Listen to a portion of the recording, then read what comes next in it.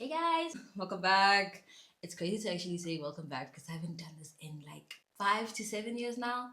I'm back and there's a lot that has happened over the years, but I think more than anything, I'm excited for the fact that in the next 45 days, I'm going to be turning 30. A big 30! Scream with me, say I think the biggest thing for me right now is the fact that there's a couple of habits that I have that I need to let go of. And it's not going to be the easiest thing, but I'm challenging myself for the next 45 odd days to change my lifestyle altogether.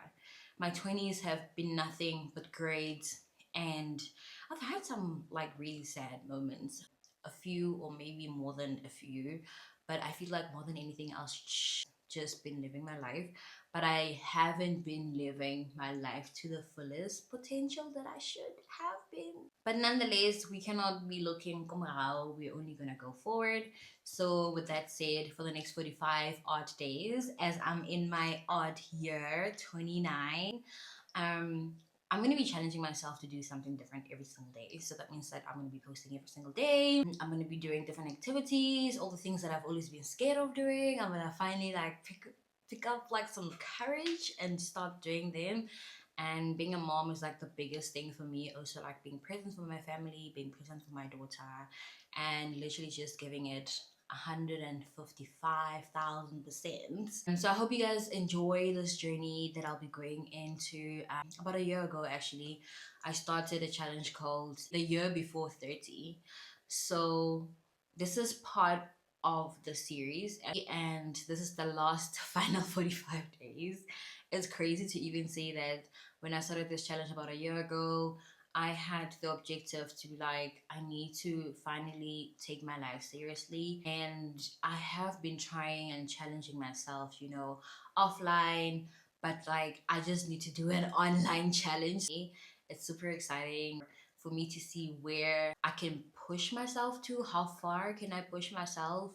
And career wise, it's going amazing.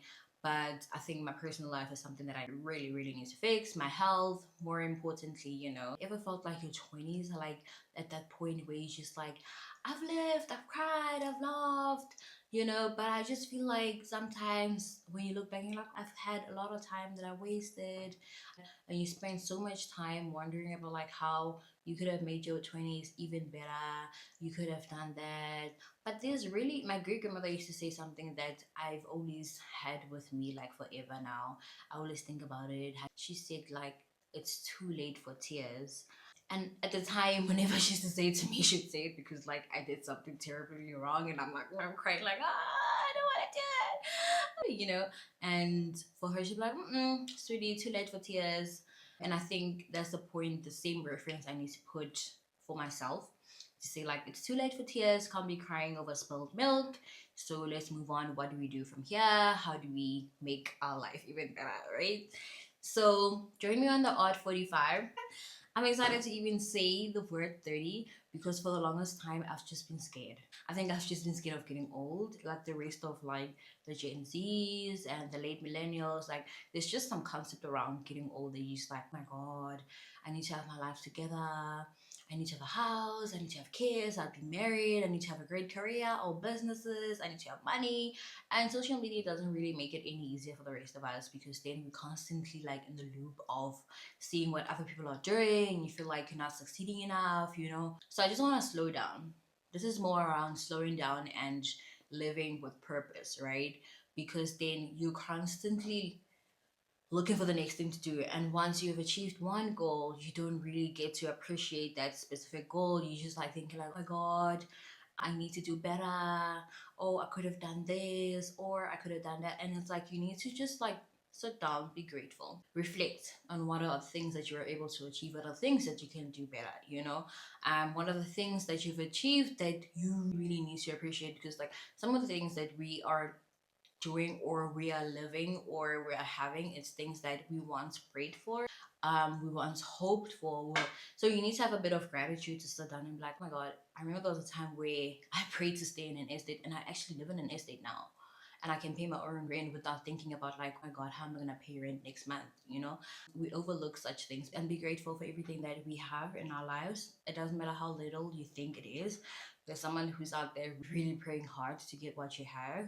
And the fact that you have it, it could be a job, it could be a child, it could be a house, could be a business, it could be just even living in a peaceful mindset, you know, which majority of the people don't even have. Like you can't go to sleep without feeling like, oh my God, tomorrow, what's the plan? Oh my God. And I know I used to live in that constant fear of like being heavy and not really understanding the place that you're at in life. And I've just slowly had to like come back to myself and have a reality check and be like, you need to start appreciating even the smallest things that you have. It could be having 100 rand in your account, you know, it could be being debt free, because there's so many things that we overlook that we're just like, "Ah, it's whatever," because you don't think too much of it. You're always constantly looking for the next plan. What are you going to do next? What are you going to, and you don't live in the moment. You don't take a breath and you're like, I'm absorbing what I've achieved, and what I've achieved is big. Could be passing an interview, it could be passing at school, it could literally being accepted like in a university, or your mom just came out of hospital and she's healthy again, or your child just started school, you know. It literally could just be the smallest thing, like you ate today, you were breathing today, you were able to walk, you were able to have both hands that are functional, anything. So it's just a moment of like grace, of like, my God, I'm so blessed.